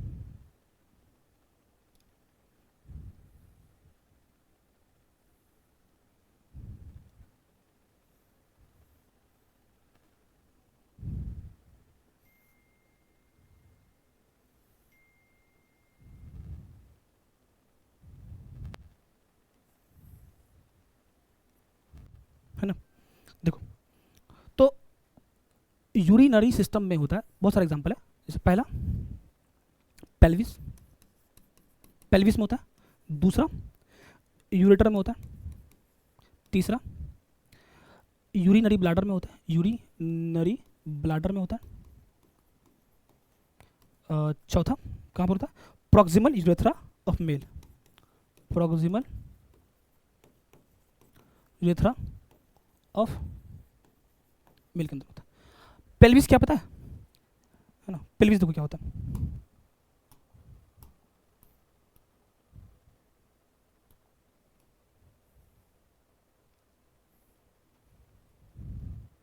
देखो इसको पेल्विस बोलते हैं, ये पेल्विस, ठीक है सर। ये हमारा यूरेटर है, यहाँ पर भी क्या होता है, ट्रांजिशन एपिथेलियल टिश्यू होता है, ठीक है। और यूरिनरी ब्लैडर क्या होगा, ये तुम्हारा यूरिनरी ब्लैडर देखो, है ना, एक सेकेंड, ये तुम्हारा यूरिनरी ब्लैडर है, ठीक है। और प्रॉक्सिमल यूरेथ्रा ऑफ मेल तुम्हारा ये हो गया, आई बात समझ में, है ना। तो मतलब मेरी बात सुनो ध्यान से, कंपाउंड एपिथेलियल टिश्यू के अंदर दो टाइप होता है, ट्रांजिशन एपिथेलियम टिश्यू और stratified epithelium tissue. Transition epithelium tissue को हम लोग स्ट्रेचेबल या फिर यूरियोथेलियम भी बोलते हैं। ये कहाँ पर होता है, यूरिनरी ब्लैडर के अंदर होता है, यानी यूरिनरी सिस्टम के अंदर होता है, ठीक है। तो यूरिनरी सिस्टम में क्या क्या आएगा, पेल्विस में होता है, यूरेटर में होता है, यूरिनरी ब्लैडर में होता है, प्रॉक्सिमल यूरेथ्रा ऑफ मेल में होता है, ठीक है। और ये तुम्हारा क्या होगा, अगर स्ट्रेटिफाइड एपिथेलियल टिश्यू की बात करें तो ये इसको हम लोग नॉन स्ट्रेचेबल भी बोलते हैं। ये ड्राई सरफेस ऑफ स्किन पर होगा, बकल कैविटी में होता है, फीडिंग्स में होता है और कॉर्निया में होता है, ठीक है। Inner lining of pancreatic duct and salivary gland के अंदर भी होता है। बात समझ आई। आगे देखो क्या, अगर हम नॉन स्ट्रेचेबल की बात करें या फिर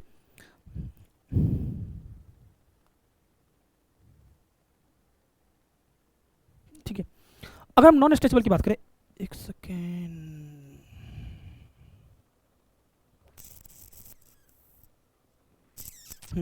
देखो तो ये फर्दर तीन तरह का होता है, कौन कौन सा, देखो ये फर्दर कितने तरह का होता है,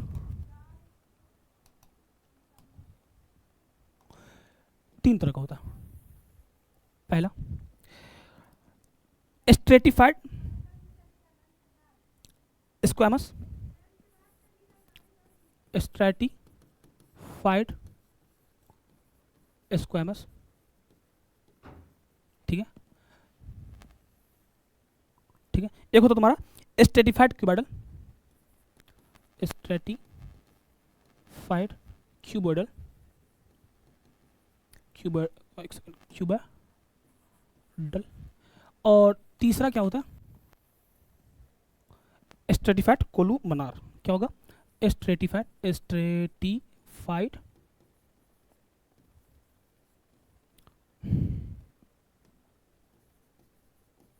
कोलुमनार।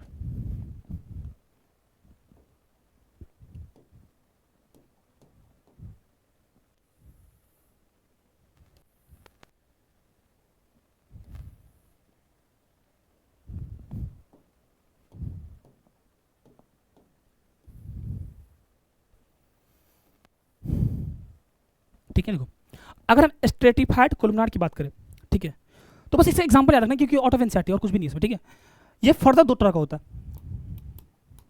देखो इसको फर्दर हम लोग दो पार्ट में क्लासीफाई कर सकते हैं, ठीक है सर। कौन कौन सा, एक तो क्रेटिनाइज्ड, एक तो क्रेटिनाइज्ड, ठीक है, और एक तुम्हारा नॉन क्रेटिनाइज्ड, नॉन क्रेटिनाइज्ड, ठीक है।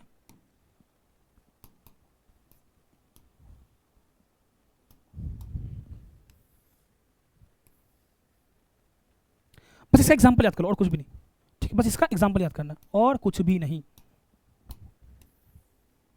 ठीक है। देखो एग्जांपल, अच्छा या फिर थोड़ा बहुत तो जान लो यार, थोड़ा जरूरी है ना, मान लो कि अगर कभी पूछ दे, है ना, इसके बारे में जान लो, है ना। तो ये होता है तुम्हारा डेड, ये तुम्हारा डेड होता है, डेड मतलब डेड होता है, ये लिविंग नहीं होता, dead due to deposition of keratin fibre, due to deposition of keratin fibre, इसलिए हम उसको क्या बोलते हैं, केराटिनाइज्ड बोलते हैं, केराटिन फाइबर, ठीक है। अब इसका एग्जांपल देखो, इसका एग्जांपल देखो, स्किन, हेयर और नेल्स। तुमको पता ना स्किन, हेयर और नेल क्या होता है, स्किन हेयर मतलब तुम अगर बालों काटो तुम्हें दर्द होता नहीं, नेल्स को काटो दर्द नहीं होगा। अब स्किन मत काटना, कुछ कुछ जैसे मान लो कि यहाँ का काटोगे नहीं इस जगह का, तो ये नहीं दर्द होता, इसलिए उसको क्या बोलते हैं, केराटिनाइज्ड बोलते हैं। ये केराटिन फाइबर के डिपोजिशन की वजह से ये डेड होता है, ठीक है। दूसरा, अगर हम नॉन केराटिनाइज्ड की बात करें, अगर हम किसकी बात करते हैं, नॉन बेटा में नॉन क्रेटिनाइज्ड की बात, इस पर बस एग्जांपल याद कर लो, ऑब्वियस बात ये लिविंग होगा, जिस एग्जांपल में ओरल कैविटी, ठीक है। दूसरा एग्जांपल फेरिंग्स के अंदर होता है, ठीक है। और कहाँ होता है, oesophagus, anal canal, oesophagus, anal canal, vagina, ठीक है, और कॉर्निया, इट इज, ठीक है। मतलब स्ट्रेटिफाइड स्क्वैमस क्या होता है कि ये दो तरह का होता है, केराटिनाइज्ड और नॉन केराटिनाइज्ड, ठीक है। केराटिनाइज्ड क्या होता है कि ये केरोटीन फाइबर के डिपोजिशन से डेड हो जाता है, जैसे स्किन हो गया, हेयर हो गया, नेल्स हो गया, है ना, यहाँ पे ईटीसी लिख सकते हो तुम, ठीक है। और अगर नॉन केराटिनाइज्ड की बात करें, example oral cavity, pharynx, oesophagus, anal canal, vagina और कॉर्निया, ठीक है। अब स्ट्रेटिफाइड क्यूबोइडल क्या होता है,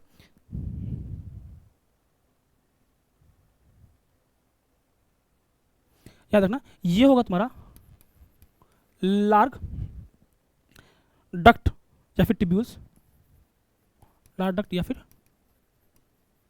टिब्यूल्स, ठीक है, ऑफ सिक्रेटरी ग्लैंड्स।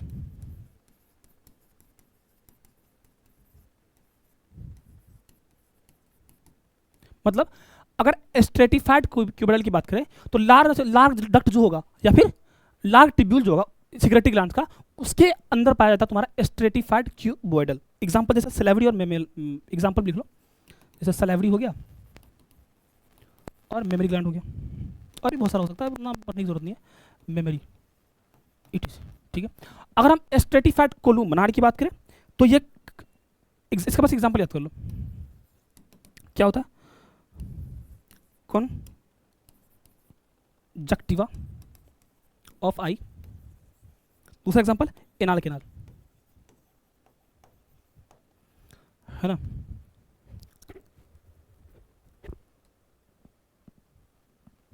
ठीक है, मतलब क्या हुआ कि नॉन स्ट्रेचेबल जो हो तीन तरह का होता है, ठीक है। Stratified squamous, stratified cuboidal, stratified columnar, ठीक है सर। अगर स्ट्रेटिफाइड स्क्वैमस की बात करें तो ये फर्दर दो तरह का होता है, क्रेटिनाइज्ड और नॉन क्रेटिनाइज्ड, ठीक है। अगर क्रेटिनाइज्ड की बात करें तो ये डेड होता है ड्यू टू क्रेटिन फाइबर के डिपोजिशन से, ठीक। Example skin, hair and nails हो गया, इटीसी। नॉन क्रेटिनाइज्ड जो होता है वो, उसका एग्जांपल क्या है, oral cavity, pharynx, oesophagus, anal canal and cornea, ठीक है। अगर स्ट्रेटिफाइड क्यूबोइडल की बात करें, ठीक है, तो ये लार्ज ट्यूब्यूल जो होता है ना सिक्रेटरी ग्लैंड का, उसके अंदर पाया जाता है, ठीक है। जैसे एग्जांपल में सलेवरी ग्लैंड हो गया, है ना, मेमोरी ग्लैंड हो गया, राइट। अगर हम स्ट्रेटिफाइड कोलुमनार की बात करें तो ये कंजक्टिवा ऑफ आई, है ना, ये एग्जांपल है, और दूसरा एग्जांपल क्या, एनाल केनाल, ठीक है। अच्छा एक सवाल हो जाए, देखो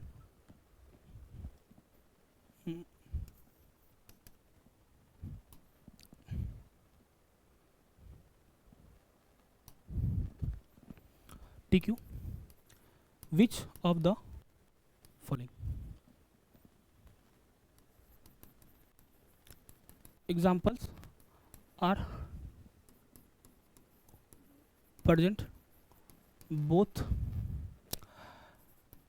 stratified cuboidal and stratified columnar? First, oral cavity,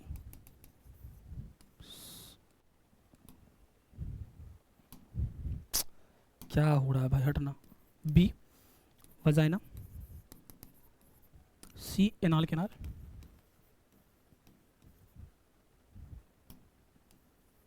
and D salivary gland. देखो इसका आंसर क्या होगा, क्या पूछ रहा है यार, इतनी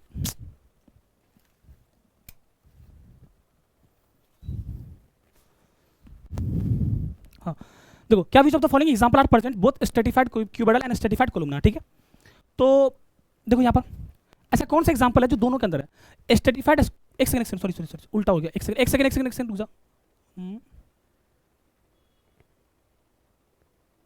ओहो एक सेकंड रुक जा, यहाँ पे स्क्वामस कर ले, सॉरी सॉरी थोड़ा सा मिस्टेक हो गया, एक सेकंड। स्ट्रेटिफाइड क्यूबोइडल नहीं, यहाँ पे स्क्वामस होगा।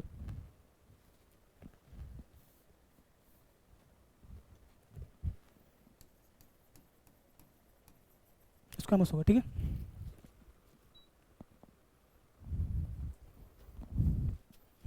क्या होगा, स्क्वामस होगा, राइट। तो एग्जांपल क्या क्या, एनाल कैनाल, देखो यहाँ पर दोनों के अंदर है, देख इसके अंदर भी है, कोलमनार के अंदर भी है और स्क्वामस के अंदर भी है। अभी बात समझ, चलो बिना टाइम वेस्ट के आगे बढ़ते भाई, है ना। ये हो गया इसका काम तमाम, इसको हटाओ। 17। आज का लास्ट टॉपिक हम लोग क्या पढ़ने वाले हैं, सेल जंक्शन। देखो सेल जंक्शन क्या होता है, ठीक है। सेल जंक्शन का मतलब होता है, पहले थोड़ा सा पानी पी लिया जाए आप। 10 मिनट चलेगा और क्लास 15 मिनट।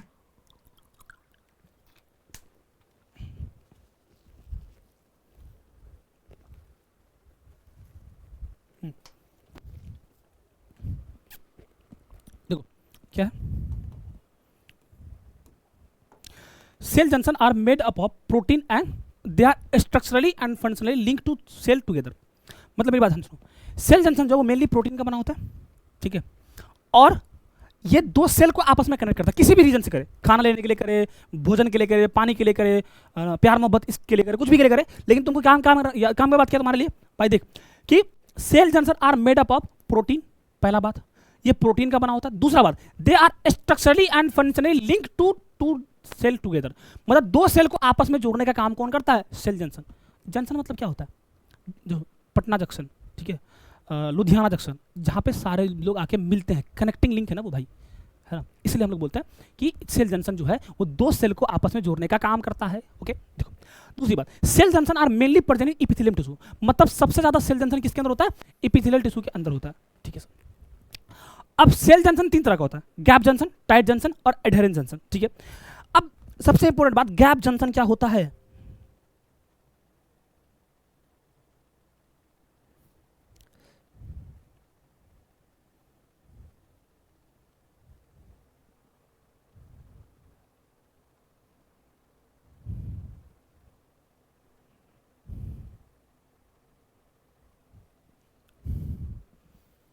देखो गैप जंक्शन का थोड़ा सा डायग्राम बनाना पड़ेगा। हाँ देखा जाए क्या हो रहा है, हाँ देखो एक सेल ये, ओके सर, और एक सेकंड कॉपी मार लेता हूँ, सबसे बढ़िया।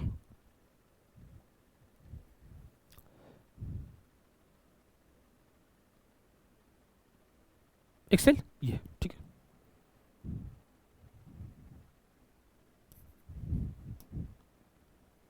इन दोनों बीच में यहाँ पर एक गैप है, देखो है गैप, ठीक है, गैप है ना।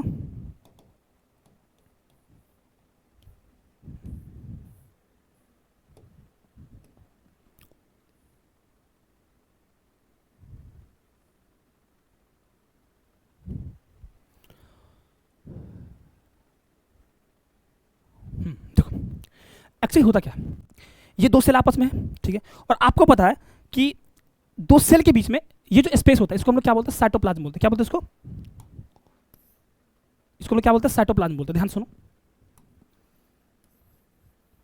इसको हम लोग बोलते हैं साइटोप्लाज्म, ठीक है। तो ये भी क्या है, साइटोप्लाज्म ही है, ठीक है। और इन दोनों सेल के बीच में एक जंक्शन होता है, गैप जंक्शन। मतलब मान लो इधर भोजन है, ये क्या है, भोजन है,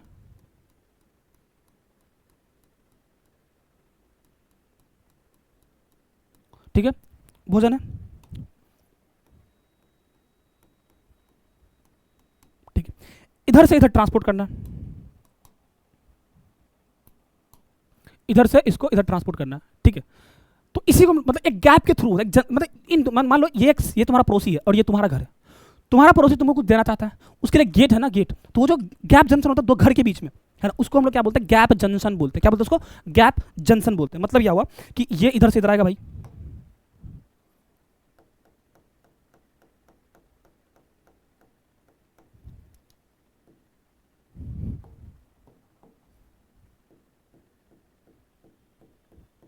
इधर आ गया। सर ये है क्या, एक वही है ना। ये तुम्हारा हो सकता है, क्या हो सकता है, आयंस हो सकता है, आयंस हो सकता है, स्मॉल मॉलिक्यूल हो सकता है, स्मॉल मॉलिक्यूल्स हो सकता है, और सम लार्ज मॉलिक्यूल हो सकता है, सम लार्ग मॉली हो सकता है। इन दोनों का जो ट्रांसपोर्ट होता है ना, क्या होता है, रैपिड ट्रांसपोर्ट हो रहा है यहाँ पर, ट्रांसपोर्ट फ्रॉम वन सेल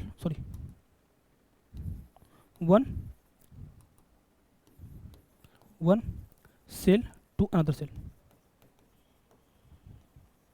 बात समझ में आई? मतलब क्या हुआ, यहाँ पर जो आयंस स्मॉल मॉलिक्यूल और सम लार्ज मॉलिक्यूल का एक सेल से दूसरे सेल में जब ट्रांसपोर्ट हो रहा है ना, इसी को हम लोग क्या, मतलब कि एक जंक्शन के थ्रू हो रहा है, एक गैप के थ्रू हो रहा है, उस गैप को हम लोग क्या बोलते हैं, गैप जंक्शन बोलते हैं। ये गैप क्या है, ये तुम्हारा गैप जंक्शन है, ये तुम्हारा क्या, गैप जंक्शन है। बात समझ में आई?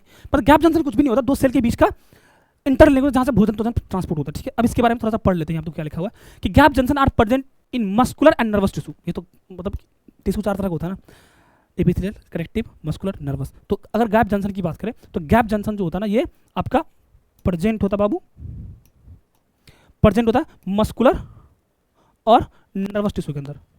ठीक है, बस ये बात और कुछ नहीं है। ठीक है, with the help of gap junction की हेल्प से cytoplasm of one cell communicates with the cytoplasm another cell. मतलब क्या हुआ, एक सेल का साइटोप्लाज्म दूसरे सेल के साइटोप्लाज्म से कम्युनिकेट करता है, किसके लिए, मॉलिक्यूल वगैरह ट्रांसपोर्ट के लिए। देखो, gap junction help in transport of ions, small molecule and even sometimes large molecules from one cell to another cell। पढ़ा चुके सब, एक बार रीड कर लेना, समझ में आ जाएगा। ठीक है, चलो आगे देखो।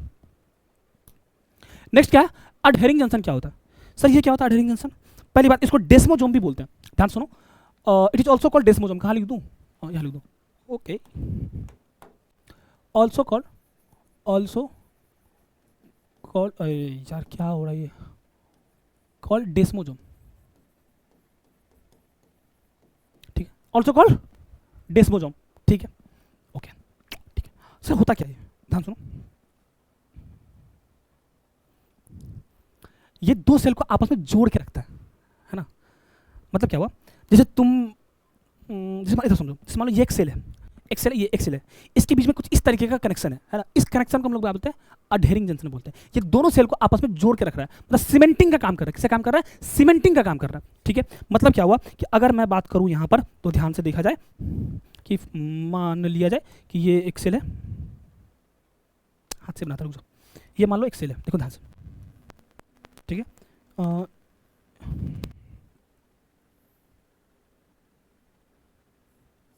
एक सेल ये है, ठीक है, और मान लो एक सेल ये है, ठीक है, एक सेल ये, एक सेल ये, ठीक है। इसके बीच में एक जंक्शन है, देखो यहाँ पर ऐसे, ये इस तरीके से कुछ है, ठीक है।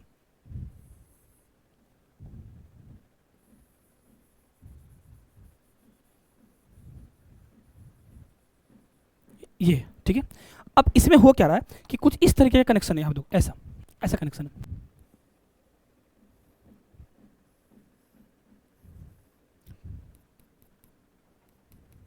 ठीक है। यही तुम्हारा अडहेरिंग जंक्शन है। मतलब दो सेल को जो आपस में कनेक्ट करके रखता है उसको हम लोग क्या बोलते हैं, अडहेरिंग जंक्शन बोलते हैं। मतलब देखो यहाँ पे क्या है, they keep two cell together, मतलब ये दो सेल को आपस में रखता है, टू सेल टुगेदर, है ना। और अदर वर्ड्स, अगर दूसरे वर्ड बोले तो ये हेल्प करता है सीमेंटिंग ऑफ सेल टुगेदर। ठीक है, प्रेजेंट होता है मोस्टली कहाँ पर, एपिथेलियल टिश्यू के अंदर। ठीक है, अडहेरिंग जंक्शन आई होप आपको कंप्लीट है। अडहेरिंग जंक्शन का मतलब होता है दो सेल को आपस में जोड़ के रखना, है ना, सीमेंटिंग का काम करता है, और ये मोस्टली कहाँ पर होता है, एपिथेलियल टिश्यू के अंदर होता है। ठीक है, अब टाइट जंक्शन क्या होता है, टाइट जंक्शन मान लो स्टमक क्या है, तुम कितना भी खा लो, है ना, तुमको हालांकि अजीब लगेगा लेकिन पेट फटता नहीं है। क्यों, क्योंकि इसको टाइट जंक्शन इसके अंदर होता है। ठीक है, to prevent leakage across tissue. ऐसा कभी होता है कि तुम ज़्यादा खा लेते तुम्हारा पेट लीक कर रहा है, नहीं हो रहा, तो ये लीकेज को रोकता है। क्या करता है ये भाई, लीकेज को रोकता है। ठीक है, तो help they prevent leakage across a tissue. ये क्या करता है, टिश्यू के अंदर लीकेज होने से रोकता है। एग्जाम्पल क्या है, स्टमक हो गया, इंटेस्टाइन हो गया, यूरिनरी ब्लैडर हो गया, इस तरीके से, बस इतना याद रखना। ठीक है, गैप जंक्शन दो सेल के बीच में आवन जावन, ठीक है, आयंस का, मॉलिक्यूल का, कुछ स्मॉल मॉलिक्यूल, कुछ लार्ज मॉलिक्यूल का। ठीक है, उसके बाद क्या, एडहेरेंस जंक्शन। एडहेरेंस जंक्शन क्या होता है,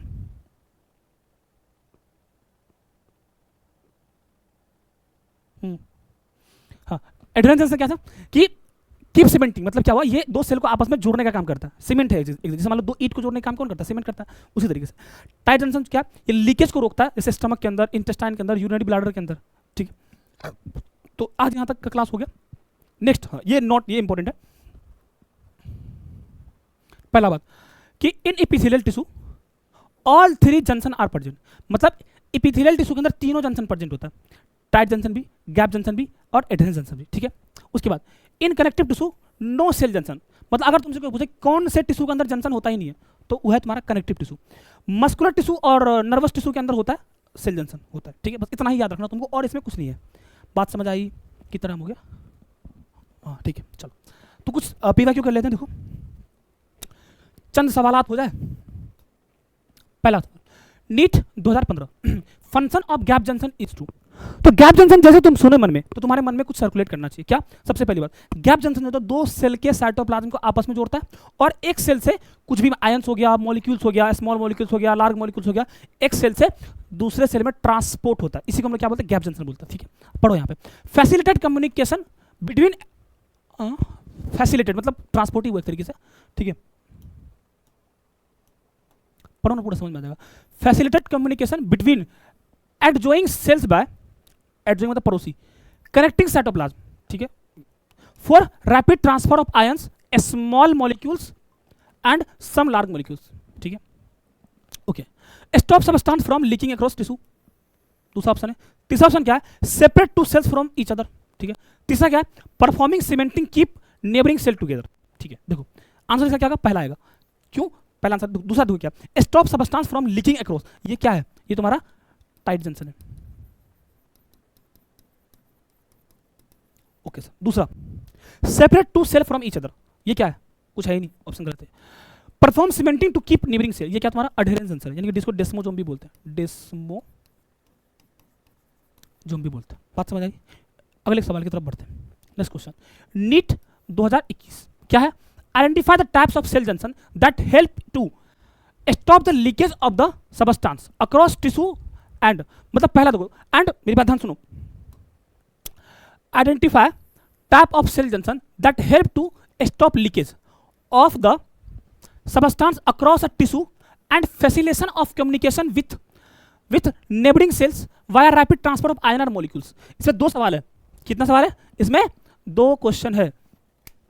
कितना क्वेश्चन इसमें? दो क्वेश्चन है। कौन कौन सा? पहला, identify the cell junction that help in stop the leakage. अगर लीकेज स्टॉप की बात करें, तुम्हारा क्या होगा? टाइट जंक्शन होगा, टाइट जंक्शन होगा। अब टाइट जंक्शन ढूंढने में से कहां पर है? पहला टाइट जंक्शन होना चाहिए। ये कोई सवाल है? बताओ, ये कोई सवाल है? बोलो बोलो।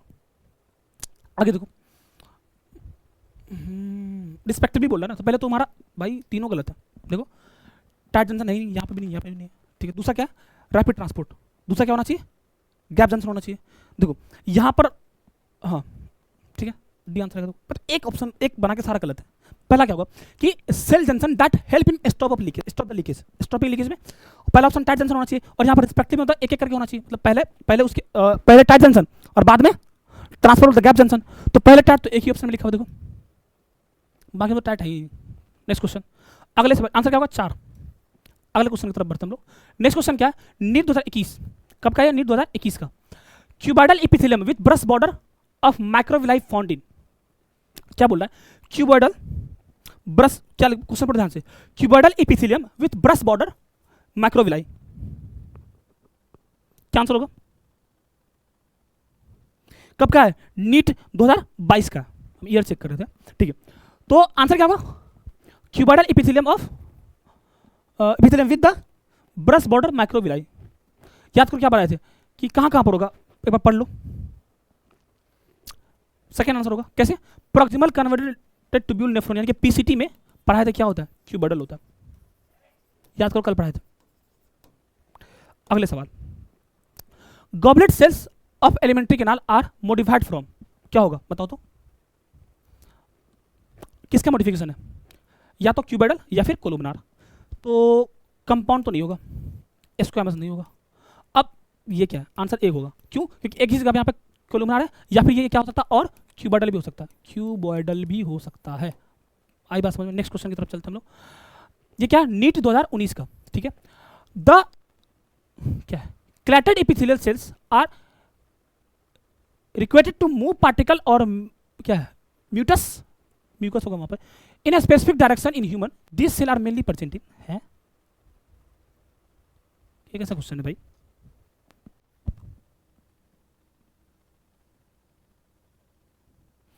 ओ भाई साहब, यहाँ पे सिलिएटेड होगा, गलत टाइप हो गया भाई, रुक जा। ये सिलिएटेड है, तभी तो मैं कहूँ। ये क्या सिलिएटेड है? यहाँ पर सिलिएटेड एपिथेलियम की बात कर रहा है। ये क्वेश्चन देखने तो, ये क्या तुम्हारा यहाँ पर सिलिएटेड आएगा?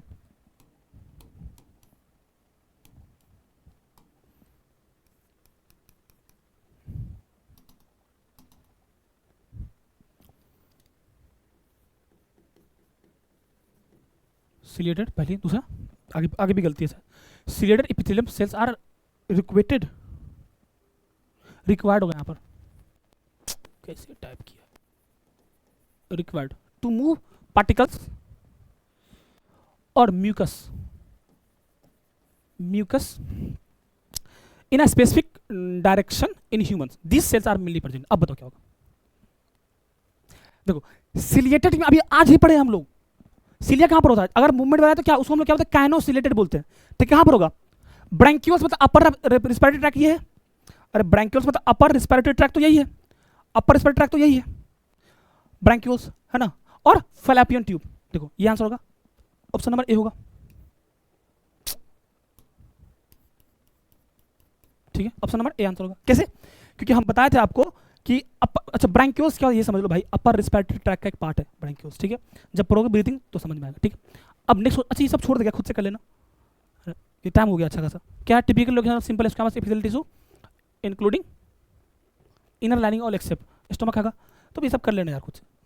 दूसरा, read the following statement and answer the question. It is made of a single thin layer of flatted cells with irregular boundary. Squamous की बात कर रहा है ये, तो स्क्वामस की बात कर रहा है, ठीक है, ये आंसर होगा। आगे पढ़ लेना, ठीक है। Next question, which of the following statement is associated with epithelium? Which of the following epithelium के हिसाब से कौन सा स्टेटमेंट इसमें से सही है? Cell are compactly packed with the little intercellular matrix, पहला ही आंसर होगा। सेल्स आर लूजली पैक्ड, गलत। इट इज हाईली वस्कुलर, गलत, ब्लड वेसल्स होता ही नहीं है, ए वस्कुलर होता है, ए वस्कुलर होगा, ठीक है। It is supporting to back. Next, endothelium lining of blood vessels is found by, सही कर लेना खुद से यार, ये सब सारा क्वेश्चन हम छोड़ दे रहे, कर लेना खुद से, ठीक है, क्योंकि सारा पढ़ा होगा तो और एक बार रिवीजन करके सारा क्वेश्चन कर लेना, ठीक है।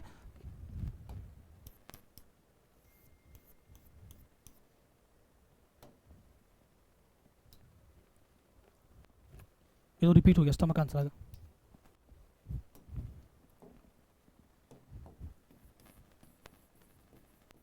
थैंक यू, चलो इसके आगे कल पढ़ेंगे हम लोग, ठीक है। आई होप सबको समझ में आया होगा, ठीक है। चलो बाय।